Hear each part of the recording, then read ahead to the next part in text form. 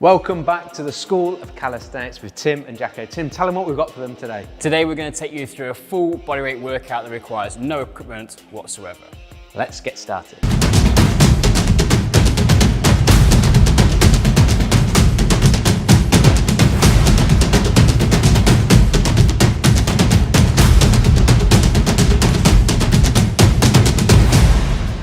So the workout is going to be broken down into 3 different sections. We're going to have some upper body exercises, some work for the core and lower body movements too. And in each of those sections there's going to be 3 exercises that we'll show you, but then the fun's really going to happen when we link those 3 exercises together to give us a great full body workout. Let's get started, Tim. So before we dive into the main body of the workout, we're going to get warmed up. Jacko, take me through a little bit of a prep session. So we're going to do a full body, so we need to make sure we're warming up the entire body. Tim's going to show you through a little sequence and you can follow along. We're going to do it once and then you can maybe go through that a few times to really get your temperature up. So the first one, we're going to attack the lower body, what we call, or has been dubbed, the world's greatest stretch. So Tim's going to lunge forward, hands go down, back leg is straight and glute is on tight. Hand then goes across, and elbow, if you can, touches down at the bottom next to the foot. You're going to feel that in the hip there. Then we come through. He stretches back in that front hamstring here as he lifts the bum up. Comes back down to his lunge position.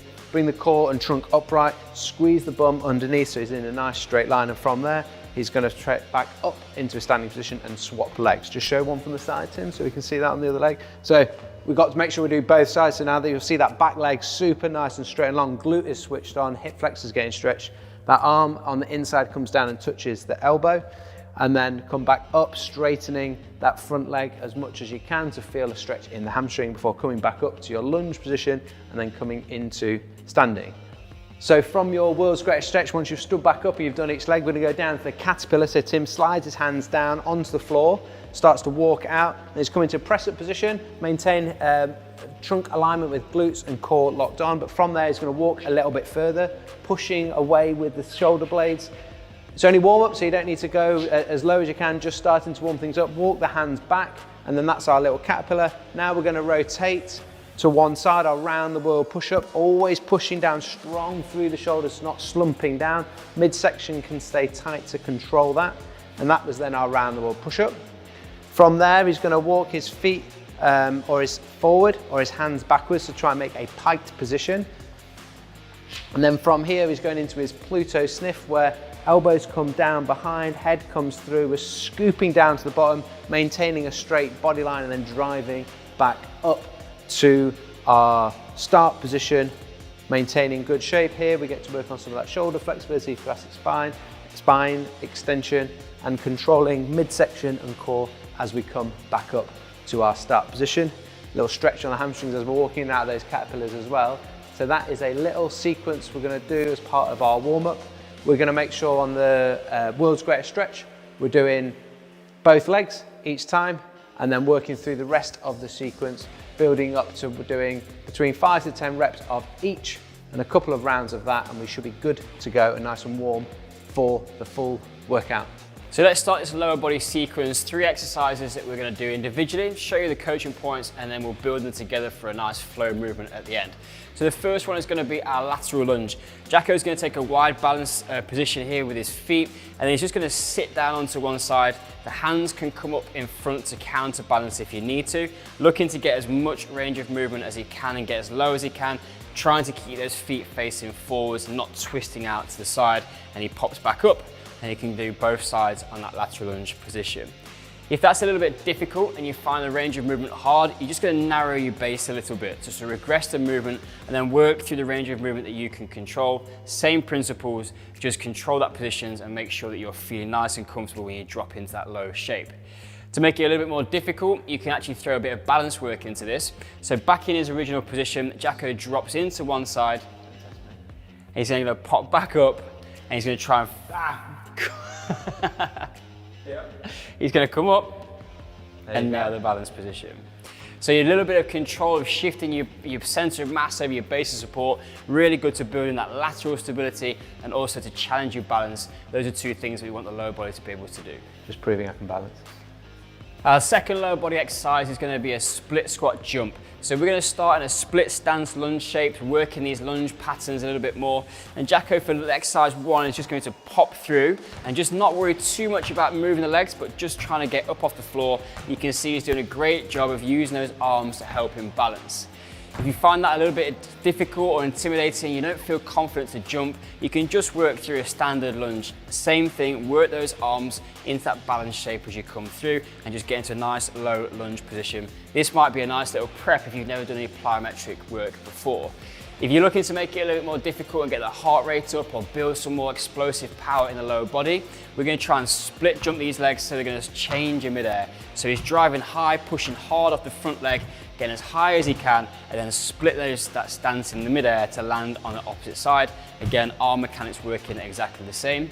There's 3 little lunge progressions that we can do to get those legs working, build some explosive speed, and just get, if you want to, a bit of heart rate going as well. So the final exercise in our lower body sequence is going to be the push-up burpee. Jack's going to show you the main exercise and then we'll give you a progression and regression as we have done before. So he starts off in his push-up position, he drops down, he comes back up to his feet, and then we're just going to look for a small hop. So you lower yourself back down, chest to the ground in a full push-up, and then pop back up. If that feels a bit difficult, we've got a regression where we can start to take a bit more time to get onto the floor, drop the knees on the ground, use the support from the lower body for the push-up, and then stand back up to your start position, removing the jump so we're not having to put that explosive component in, which can be a little bit difficult for some. If we want to go to the next level and we want to make it a bit more difficult, we're going to make it more explosive. So he drops to the ground, full push-up, and then he jumps, and then we're going to throw a little tuck jump in there as well, which is going to force you to start to think about getting a bit higher, moving faster, making this movement a bit more explosive. That's going to be a great little exercise if you want to start to build some more plyometric exercises into your program, but these are great for getting the heart rate up, so we're ticking a couple of boxes with our push-up burpee. So let's put these 3 exercises together into a sequence and start to combine this into a nice little lower body workout. So Jacko's going to start in his lunge shape. He's just going to go through a 1 rep each side. You can scale this as much as you want to by doing more reps. We'll just show you 1 so you know how these fit together. So there's the lunge done. He now pops into his little split jump. He goes 1 each leg, and then he's going to move straight into his push-up burpee. He completes the movement with a little pop off onto the floor. As we say, build those through. If you want to do 10 of each, you can do. You can scale it to as much as you like, and that's going to fit around how much training time you've got and what your individual goals are.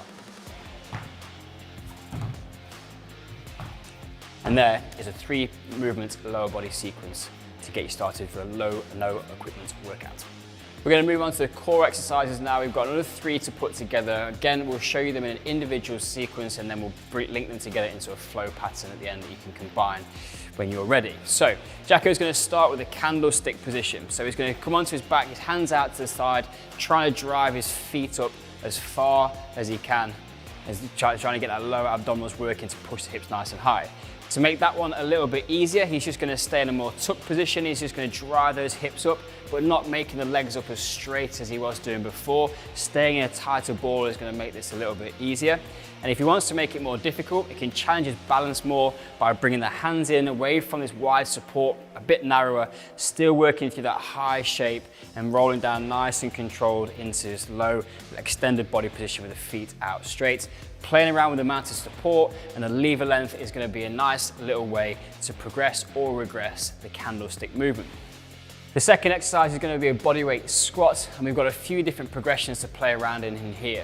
So Jacko is going to start with his feet facing forward about shoulder width apart, hands up on the back of his head, and now he's going to drop into a nice low squat position. He's looking to keep the knees tracking in line with the middle of the foot, and we're trying not to allow those knees to come together. Chest should stay upright and sitting down into that movement and cracking a walnut between his butt cheeks on the way back up. We don't want to see any real excessive arching in the back, so try and keep your squat technique as clean and as tidy as possible. If you wanted to make that a little bit easier, you're just going to work through a range of movement that you can control, and we can bring the hands out in front to start to counterbalance the movement as well, making it a little bit easier to sit back. But just prioritize the foot and the knee position, straight lines, and we're going to work on this upper body as we start to control that better position with the hands out in front of the body. To make it more difficult, we're going to move through to a single leg squat so Jacko can come through again, knee tracking straight forward in line with the middle of the foot, back staying straight and upright, and he's controlling that position, making sure he's moving with precision and control in this nice stability, challenging single leg exercise. And those are our 3 squat progressions. The final exercise in our core movements is going to be a tripod. This is a great exercise to start to challenge not only the shoulders and midsection, but also the ability to control force throughout the whole chain. So Jacko comes into a straight arm press up position, hands together to make a diamond and a wide base with the feet. He's staying nice and tight in his midsection, just keeping the bum locked on like he's cracking a walnut, ready to take a punch in the midsection, and this is going to stay nice and stable. His job then is to, without rotating, bring one hand up into a single arm wide position, squeezing through the shoulder blade, pointing the thumb to the ceiling, and he comes back down and changes sides. You can see within this, he's not rotating or twisting the shoulders or the hips at all. He stays perfectly flat to the floor. To make this one a little bit easier, rather than having the arms straight, he's just going to come through and touch the shoulder. So we're decreasing the lever length, just making that a little bit more straightforward. Again, keeping nice and stable through the lower body. And the progression to make it a bit more difficult is bring those feet together a little bit, decrease the base of support that you've got, making the stability demand higher, and work through into straight arm position. This really is going to challenge the rotational stability that you've got to perform this movement with good quality and nice control. So those are our 3 core exercises. Now we can put those together into a nice little flow pattern. Again, we'll show you 1 repetition of each, but you can scale this to put in as many as you want to bring that workout into a longer format if you want to. So Jacko starts standing up. He drops to the floor through that squat pattern and goes into his candlestick. He's driving the hips up nice and high. He then rolls through and sits up. A nice little mobility challenge there as well. Down into his body weight squat, keeping nice controlled position there, stands back up, and his job then is to walk down into his tripod, wide base, taking the arm out nice and straight, controlling the stability through the chain. Put those 3 movements together, you've got a nice little workout to do, bringing in lots of different positions, lower abdominals, particularly through the candlestick. The core exercises are going to be working, or the core is going to be working hard through our squat to maintain good positions and linking everything together. And then we get some more isolated function for the whole chain as we get our tripod nailed down at the end. And that is our core workout without any equipment. Finally then, we'll look at the upper body, and again, 3 exercises that we'll break down and show you the regressions and progressions of each before working them together in a nice little sequence. So the first one is going to be our pike push-up. So from their press-up position, Tim walks himself into a pike position, sticking the bum nice and high in the air, screws the elbows so they point backwards when he comes down, head comes down and makes a triangle with the hands, and he drives back up on the same line that he came in on. So these aren't that easy, so if you're finding that difficult, we're just going to worry about the lower. So we're going to lower down under control over the course of 5 seconds on that way down, get to the bottom, puts the knees down, and then come back up to that start position. So it would be a lower 5, 4, 3, 2, 1. Knees go down on the floor, back to your start position. That's a way to make it a little bit easier. If you want to make it a little bit harder, we're actually going to pause at the difficult position at the bottom. So he comes to make a triangle with the hands, holds there for 1, 2, and then drives back up. So a little pause at the bottom each time, so holding there, 1, 2, head just off the floor, maybe your quiff touches the ground, and that's only it, and then drive back up. That's our little progression and regression for the pike push-up, which is our first exercise. The second exercise is going to be the pillar roll, which is going to incorporate a little bit of trunk lateral rotational stability as well as what's going on at the shoulder. So Tim's going to make a pillar position with his arms crossed over, forearms parallel to each other, pushing down strong through the shoulders, maintaining that nice strength through the midsection with glutes and core locked in place. From there, he's going to rotate onto one side, feet ever so slightly spread apart to give him a little bit of base of support, onto one side, pushing away and control back down. So he's going from front facing or facing downwards to a completely side on position. If you're finding that difficult, what we're going to do is spread the feet wider so you get a bigger base of support, so you're going to find it easier to rotate through, and as you build up your strength and shoulder stability, you're going to find that you'll be able to get those feet closer together. Once you get really good, your progression is to rotate onto one side and see how you stack the feet on top of each other. A much smaller base of support is going to make the stability and control and balance demand as you come through at the trunk to control that rotation, as well as the shoulder stability when you're pushing down into the floor through your shoulder rather than slumping and having that shoulder up by the ear. We don't want to see the shoulder slumped or the hip slumping down on this. So there's 3 options for you. Pick the one that fits your current strength and movement capabilities. The third upper body exercise is going to fire up that posterior side of the shoulder on the back of our body, where we're going to go into our reverse tabletop position. The first option we're going to have is with the body or legs straight, fingers pointing backwards. Tim's going to squeeze those shoulder blades back. Imagine he's pinching a pound coin between shoulder blades. Lift the chest, but maintain a nice straight body line, squeezing core, squeezing glutes to get up into that shape. He's going to hold and squeeze at the top for 3 seconds. And then he's going to control back down. When he's at the top, he's trying to squeeze those shoulders back, not having the shoulders rounded and forward. He's going to squeeze them back and push down into the ground to lift himself up. So he's getting retraction of those shoulder blades to help with that elevation. If that's difficult, we're going to shorten the lever length. So the knees become bent now, and all of a sudden because we've bent those knees and we shorten that lever length, there's a little bit, the distance between your base or 2 points of contact with the floor, your base support, is a little bit more advantageous for you in that shape. To make it more difficult to progress it on, we're going to load up one side. So he's going to find that top position, but he's actually going to take one arm off, stay pushing down through that shoulder so he's not slumping, and he rotates on to the other side, trying to maintain a nice straight body position rather than shifting the hips or rotating through the trunk when he's in that shape. And then by the fact that he's only on one side, those shoulder stabilizers are having to work really hard to maintain that position where he's pushing away rather than slumping down into that shoulder. And that is your progression for the reverse tabletop position. And that is the final of our 3 exercises that we're now going to link together.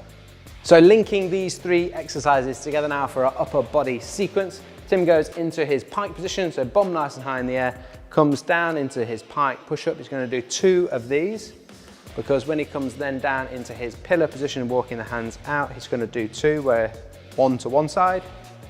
It's nice to stacking the feet, he shows the hard variation, and then 1 to the other. There's his 2 reps.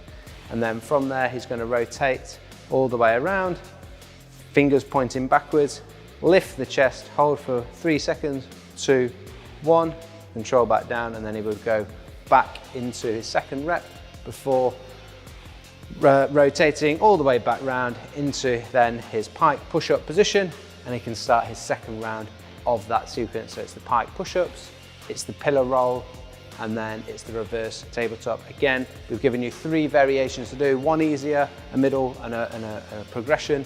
You choose the one that's suitable to you, and that is a nice final sequence or flow of 3 exercises to go into your upper body training as part of this full body workout. So there we have it, your full body workout with no equipment needed at all, covering the lower, core and upper body and how they are integrated in together. 9 exercises, each with progressions and regressions, so you can choose the one that's appropriate to you and put them into those little sequences and flows. Now, I know what you're thinking, how many reps and sets do I need to do, Jacko? Well, Tim's going to tell you. You can scale this for wherever you want to go. If you want to do 1 and you want to just do 1 of each exercise and move through and just do 9 on the balance, you can do that. Or you might choose to do 5 or 10 repetitions of each movement, and you might do 2 to 4 different sets. The great thing about these exercises is it really highlights the importance of moving the entire body. The kinetic chain is an integrated unit. Lots of options to sort of move these into different positions and train different areas, whether you want to prioritize lower body, core or upper body. It's up to you. Have a play with it, see what works in terms of how much training time you've got. But the reality is, if you want to do a 30-minute session or you've got 5 minutes, this workout is going to fit into one of those different situations. So you've always got something you can do, which is going to move your whole body and get you moving better, having more fun and getting superhuman strong. And that is what it is all about, our philosophy on training at the School of Calisthenics. So I hope you enjoyed this one. If you have done, let us know in the comments. And if you want to see any more workout videos like these, do let us know. Anything that you want covering, put those in the comments, and we look forward to helping make more videos and more workouts and content that is specific to whatever you guys and girls out there need. Thank you for watching. Until next time. Class dismissed.